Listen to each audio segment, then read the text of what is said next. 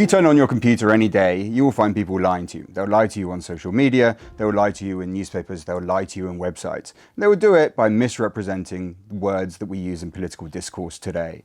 Mostly they'll use these words to attack other people. Sometimes they'll just use them without even understanding them for themselves.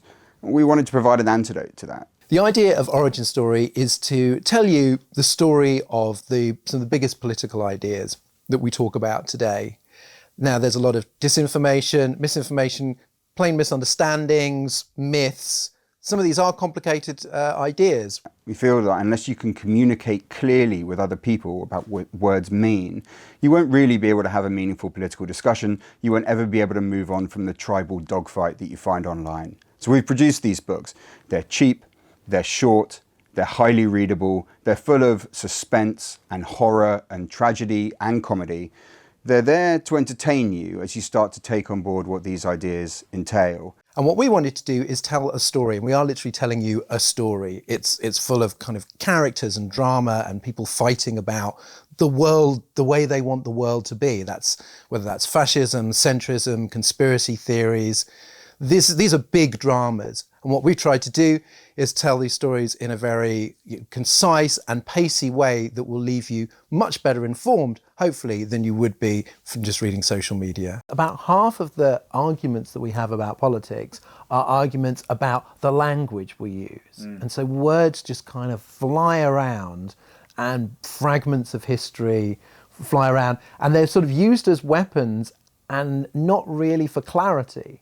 And so a lot of time people simply don't know, and sometimes they honestly don't know. It's not that they're trying to deceive you.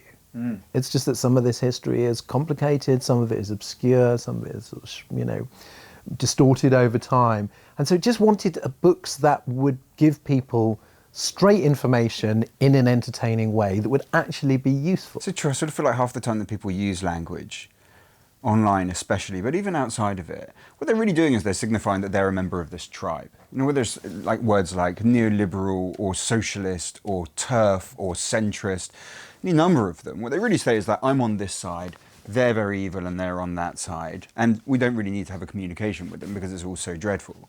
So I think, no, I would really quite like to know what some of these words actually mean. Right. And once we do know that, we can actually have some kind of meaningful conversation across ideological and tribal divides. You can start to just increase the amount of light, but decrease the heat that we see every day in political discussion. That kind of always feels like the central philosophy behind what we're doing. Because if you want to understand politics, I think you need to understand people's motivations. What kind of world do they want to see? What are their values? What drives them?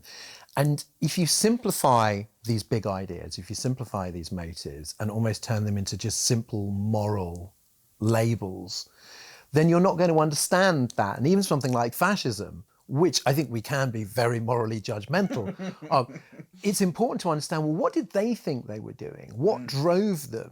They weren't like comic book villains. They thought that they were doing something. And so the more that you understand about history and what drives these sort of schools of thought, what drives conspiracy theorists, what drives centrists, then the more you understand the way that the world operates now, the way that power operates, what drives people to believe in certain things.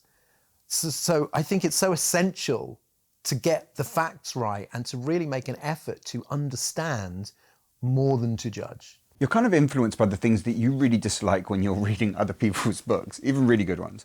One of the things that I always struggle with when I'm reading kind of like serious academic works is the fact that there's no narrative to it. There shouldn't be, that's not what they're doing. But it's quite annoying to me that I'm often told the ending of the story halfway through reading it. I know that it's a non-fiction and it's about events that are, say, 200 years old, but I still want it to be a good story. I want it to kind of rollick along. I want it to have pace. I want to be gripped. And so the way that we choose to write this stuff is usually just to try and keep that information from the reader. They don't need to know what happens at the end of the story. Sometimes they probably will know. You know what? A lot of the time they won't. So it should be something that feels like a page-turning book. It should be the kind of thing that should read like a thriller, even if it's giving you the kind of information that you would otherwise only get from an academic sort of textbook. That's the promise to the reader, I think. It's also about giving them the emotions and the storytelling that allows for that information to be really readily accessible to them. Well, I think what brings it to life is that ideas are created and advanced and fought by people. And so if you want to understand any of these things, fascism, centrism, conspiracy theory, you have to look at the individuals and their lives and their personalities and their sort of strangeness. And some of these people come across as rather heroic, and some come across as you know, pretty much evil, and some come across as sort of misguided or muddled. But this is how the world is created. And I think if you write about ideas in that more sort of abstract sense, there is sort of value in that. But to me, you're losing touch with the fact that these were individuals. These are kind of messy, flawed, sometimes extraordinary individuals building the framework for how we understand politics.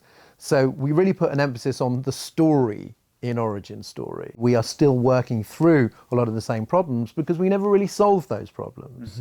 That politics, like life, is ultimately insoluble, and so these fights, they ebb and they flow, but they never really end. Yeah. Fortunately, our books, which are very concise, do end. That's really the best part about them, I think. Yeah.